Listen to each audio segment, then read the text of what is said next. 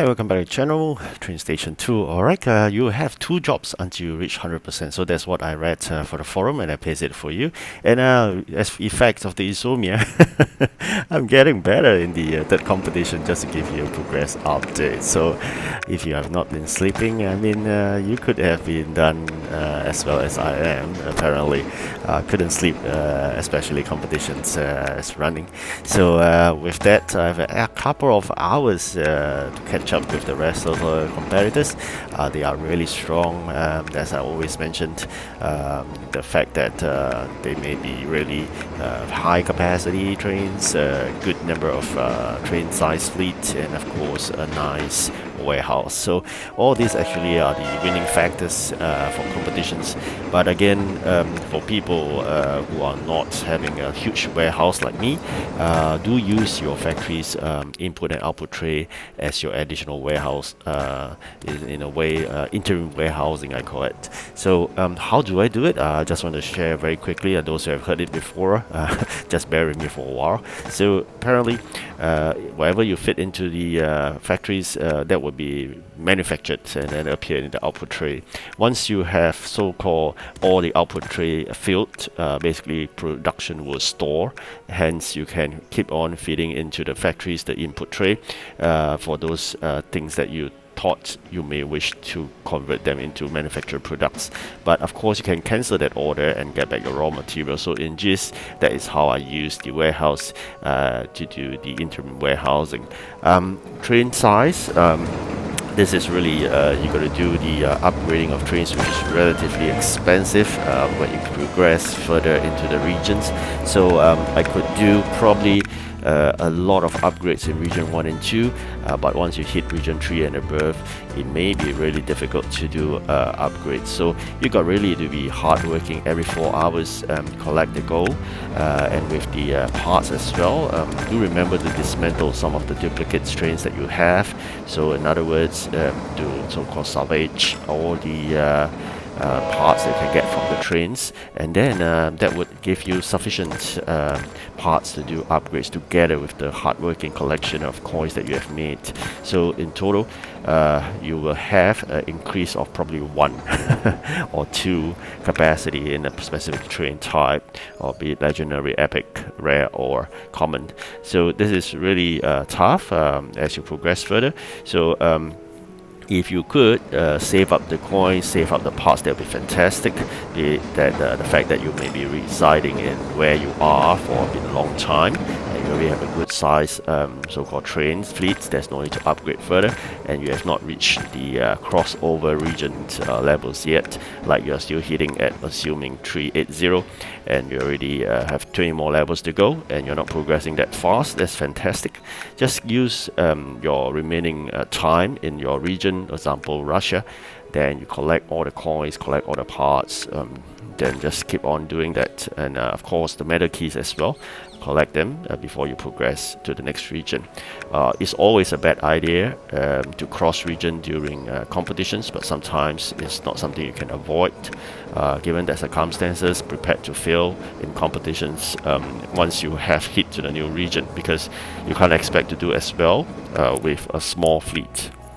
So back to the fact that now you can see there are only 2 jobs being generated. So people were worried about the fact that why there's a missing job after you hit a certain percentage, I think close to 90%, which where I am right now.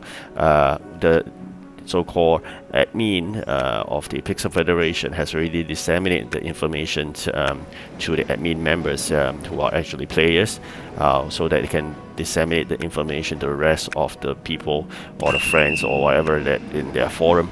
So that's why I picked up a copy of it and I shared with you just now in a thumbnail. If you wish, you can read the thumbnail again. Generally, in short, it just says that don't worry, there'll be 2 jobs all the way until you hit 100%. They'll release 3 jobs. And I heard that the 3 jobs, the EP will be similar, i.e. 70 EP per job. So once you hit 100%, actually you'll be more advantageous as compared to now before you hit 100%, because you only start with 2 jobs. So it is good, quickly rush it up to 100 so you can get 210 EP every time you complete the 3 jobs. vis-a-vis the 2 jobs we have on hand right now. So a lot of gems was spent in this competition. That's also a reason why I did better, because I'm stuck with items, especially with just 2 jobs. I can't really move. So it's important we do that, to make sure you have all these resources so that you can do the delivery. But if you don't, make sure you prepare them first, especially the fact that we only have 2 jobs to juggle with. Otherwise, you may be stuck with trains in the station. Your dispatchers may be going for coffee instead of working hard.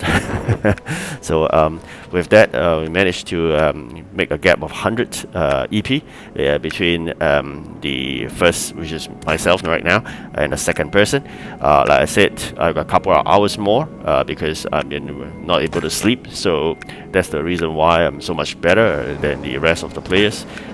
You could do it too, but it's not advisable because it's totally unhealthy unless you can't sleep. So with that fact, we will try to beef up the this iron powder, which is really critical, be it to do your concrete blocks, or be it you need to convert that into sawmill, and a sawmill become a subcomponent of another item in the event factory. So it's always critical to have saw blades, iron powder, and nails as well. So all these are critical items for this event that by now I believe you should already know. We are already in the 3rd competition. The next competition will be a long one. So this kind of short competition is my favorite because it's not so energy zapping, but it's a bit contradictory to what I just said because I didn't sleep. So in a gist it does, but still it's worthwhile. The fact that you're not so strenuous for exactly your 3 days. But the next competition will be back to 3 days, so be prepared for it. Then subsequent to that, there'll be a 2-day and followed by a last 3-day competition, and I think that's the end of this event. Hopefully you do a calculation in terms of your event coins, whether you have sufficient of 1,000 event coins or not. So that's my target. I aim to get it by the 5th competition, if not latest by the 6th, and before the close of the event. I'm collecting sufficient event keys. Hopefully in a couple more videos later I can be able to share with you the collection of the epic train. Then of course we're going to work with getting that rare as well as the common train. So these are some of the trains of what I intend to do.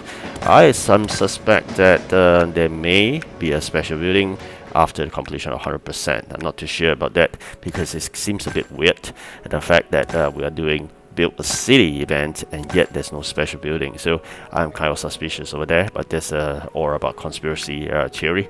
So hopefully there will be one, so I can remember such an event did happen in your so-called life cycle of your whole TrainStation play. So there's a lot of things that's really interesting in this event. I just want to highlight once more the great designs of the different buildings. You see in your map, sometimes it's quite enjoyable. All the little buildings, don't just rush it through the event because you have basically made a lot of decisions in the design on the basically the beautiful city that you own right now. You have decided on every single building that ought to be displayed or on the ground. So do take a moment. Probably you may want to enjoy that in the full bird's eye view when you reach 100%. Of course, that will be even better. Now you see plenty number of those plots which are empty. Once they fill up, I think they're really great. There's a really great site I'm always looking forward to. And of course, I can't wait for my legendary train. The additional legendary train that I just collected did really help a lot because then you bear in mind that is 40 capacity. That's really great. And of course upgraded my other one to 64. So every time when they ask for legendary, I have at least 104. In addition 20 by the region, so 124. So that's really great. Do remember epic trains and legendary trains don't come easy. Make sure you get them, and if possible, don't dismantle them unless you got tons and tons of them redundant, you're not using at all. So do remember this fact. Alright, so this is what I did just now. Do a rearrangement, cancel the order. This is basically how to do prioritization in terms of resources. Alright, thank you for watching. Do like and subscribe. Goodbye.